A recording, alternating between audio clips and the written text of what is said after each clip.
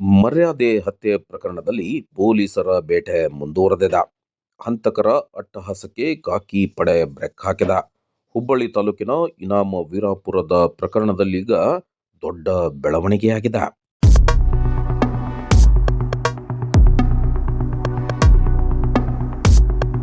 ಹೌದು, ಇನಾಮ್ ವೀರಾಪುರದ ಮರ್ಯಾದಾ ಹತ್ಯೆ ಪ್ರಕರಣಕ್ಕೆ ಸಂಬಂಧಿಸಿದಂತೆ ಪೊಲೀಸರು ಈಗ ಮತ್ತಿಬ್ಬರು ಆರೋಪಿಗಳನ್ನ ಹೆಡೆಮುರಿ ಕಟ್ಟಿದ್ದಾರೆ.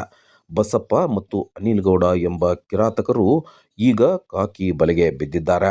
ಈ ಮೂಲಕ ಪ್ರಕರಣದಲ್ಲಿ ಬಂಧಿತರಾದವರ ಸಂಖ್ಯೆ 8ಕ್ಕೇರಿದೆ.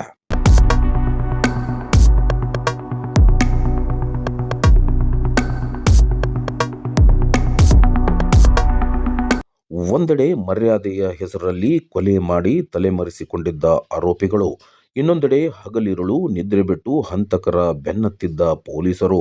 ಅಂತಿಮವಾಗಿ ಇನ್ಸ್ಪೆಕ್ಟರ್ ಮುರುಗೇಶ್ ಚೆನ್ನಣ್ಣವರ ನೇತೃತ್ವದ ತಂಡಕ್ಕೆ ಭರ್ಜರಿ ಯಶಸ್ಸು ಸಿಕ್ಕಿದೆ. ಕ್ಷಣ ಕ್ಷಣಕ್ಕೂ ಚಮತ್ಕಾರಿಕ ಎಂಬಂತೆ ಕಾರ್ಯಾಚರಣೆ ನಡೆಸುತ್ತಿರುವ ಈ ತಂಡದ ವೇಗಕ್ಕೆ ಹಂತಕರು ಬೆಚ್ಚಿ ಬಿದ್ದಿದ್ದಾರೆ. ಯಾವುದೇ ಒತ್ತಡಕ್ಕೆ ಮಣಿಯದೆ ಕೇವಲ ಸಾಕ್ಷ್ಯ ಮತ್ತು ತಾಂತ್ರಿಕ ಮಾಹಿತಿ ಆಧಾರದ ಮೇಲೆ ಆರೋಪಿಗಳನ್ನ ಹುಡುಕಿ ಹುಡುಕಿ ಜೈಲಿಗೆ ತಳ್ಳುತ್ತಿರುವ ಮುರುಗೇಶ್ ಚೆನ್ನಣ್ಣವರ ಕಾರ್ಯವೈಖರಿಗೆ ಈಗ ಸಾರ್ವಜನಿಕ ವಲಯದಲ್ಲಿ ಭಾರೀ ಮೆಚ್ಚುಗೆ ವ್ಯಕ್ತವಾಗುತ್ತಿದೆ.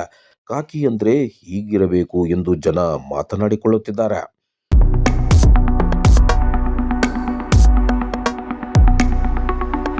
ಸದ್ಯಕ್ಕೆ 8 ಮಂದಿ ಅರೆಸ್ಟ್ ಆಗಿದ್ದಾರೆ. ಉಳಿದವರಿಗೂ ಪೊಲೀಸರು ಗಾಳ ಬೀಸಿದ್ದಾರೆ. ಒಟ್ಟಿನಲ್ಲಿ ಮರ್ಯಾದೆ ಹತ್ಯೆಯಂತಹ ಕ್ರೂರ ಮನಸ್ಥಿತಿಯವರಿಗೆ ಪೊಲೀಸರು ಸರಿಯಾದ ಪಾಠ ಕಲಿಸುತ್ತಿದ್ದಾರೆ.